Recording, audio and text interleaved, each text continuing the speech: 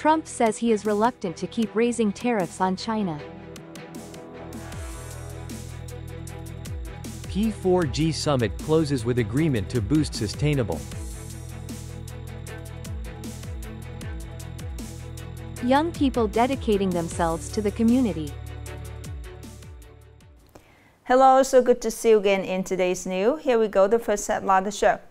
The U.S. President Donald Trump said he was reluctant to continue increasing tariffs on China because it could stall trade between two countries.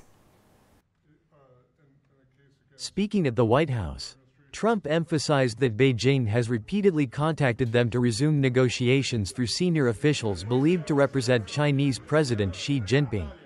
Trump asserted that the U.S. is not concerned about allies shifting towards Beijing and declared that no one can compete with the U.S. The U.S. president also stated his belief in the possibility of reaching a trade agreement with China despite escalating tensions due to retaliatory tariffs. U.S. President's statement came after China requested the U.S. to stop exerting pressure and demanded to be treated with respect.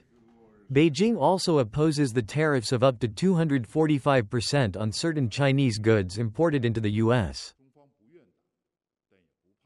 Ukraine said on Thursday that Kiev and Washington have signed a memorandum as initial step towards clinching an agreement on developing mineral resources in Ukraine, a deal promoted by U.S. President Donald Trump.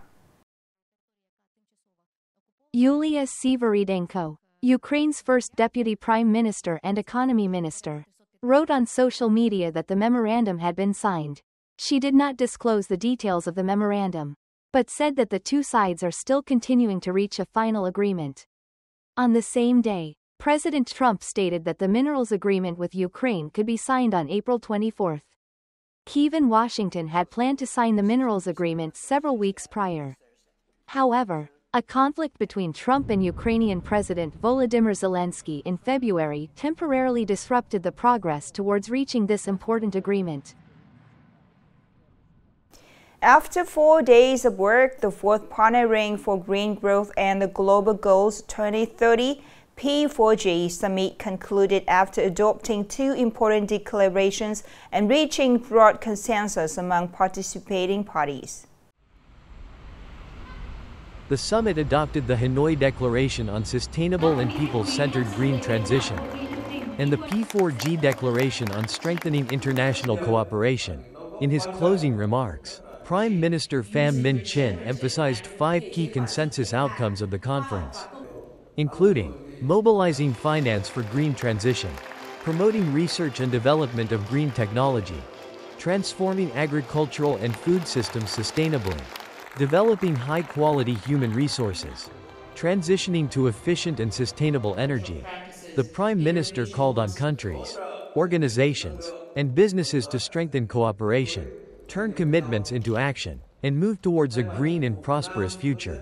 Vietnam is committed to accompanying the international community in realizing the Sustainable Development Goals and achieving carbon neutrality by 2050. The P4G 2025 summit opens up many new opportunities for cooperation, affirming Vietnam's role and positive contributions on the international stage. Upcoming are some updated news. The 19th International Travel Expo Ho Chi Minh City 2025 is set to return from September 4 to 6, 2025 at the Saigon Exhibition and Convention Center. The event promises to attract over 520 exhibitors, 240 international buyers from more than 30 countries and territories, and over 28,000 visitors, representing impressive growth compared to the previous year.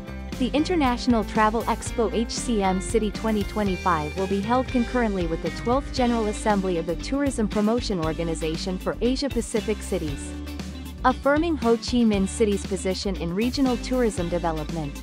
The expo is not only a platform for international trade connections but also a significant push in the strategy to attract international tourists to Vietnam.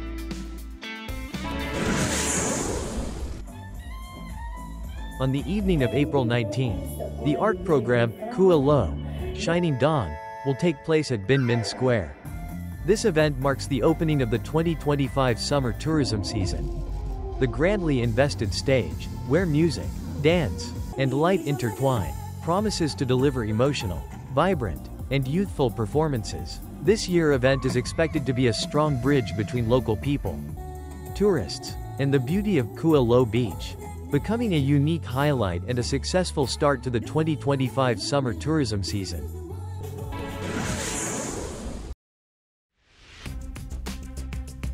After a period of experiencing a plunge and reaching a bottom, Vietnamese rice has regained its tag as the most expensive rice in the world.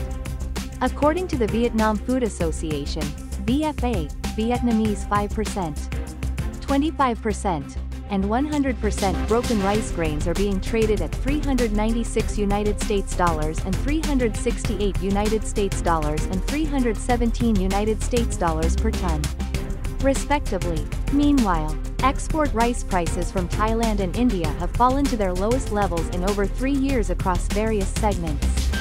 Specifically, Thailand's rice export prices of 5%, 25%, and 100% broken rice have dropped to $393 United States dollars, $369 United States dollars, and $336 United States dollars per ton, while India's parboiled rice, 5% broken, is now priced at $387 United States dollars per ton, and its 25% broken rice is valued at $362 United States dollars per ton.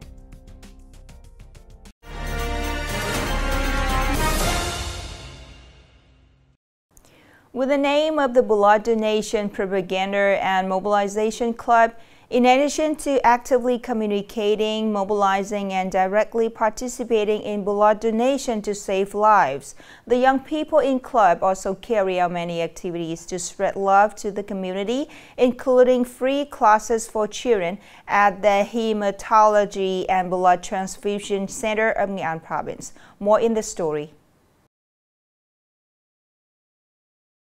Exactly 7 p.m., regularly every Monday, Wednesday, and Friday evening. The free class called Wings to Dreams class is organized by students from the Blood Donation Communication and Mobilization Club under the Vietnam Student Association of Vinh University to teach children receiving treatment at the Hematology and Blood Transfusion Center of Nghệ An Province. Every time I go to teach at the center, I feel very sympathetic to the children. They are really determined. After a day of treatment and tiring blood transfusion, they are still very happy and excited to learn. The free class is held in a small room with about 5 to 10 pediatric patients participating. At an age that should belong to blackboards and books, they have to get used to needles and hospital beds. But thanks to these special teachers, their joy in learning has returned. I am very happy to be taught literature and math by volunteer students. I hope they will come here often and teach me a lot of knowledge. My child is often sick and has to stay in the hospital, so his studies are often interrupted. Therefore, I let him join the free class of the students. I am very touched by their work. I hope the class will be maintained for a long time. In addition to the Wings to Dreams class, with nearly 120 members, the young people in the club are also an active force participating in blood donation drives, advocating and encouraging people to participate in voluntary blood donation, thereby contributing to saving many patients' lives and spreading beautiful values to the community. We need the number of blood units to promptly post on the fan page to find blood types for patients. With the motto of giving is forever, we hope that young people will contribute a part to support patients who are struggling with illness.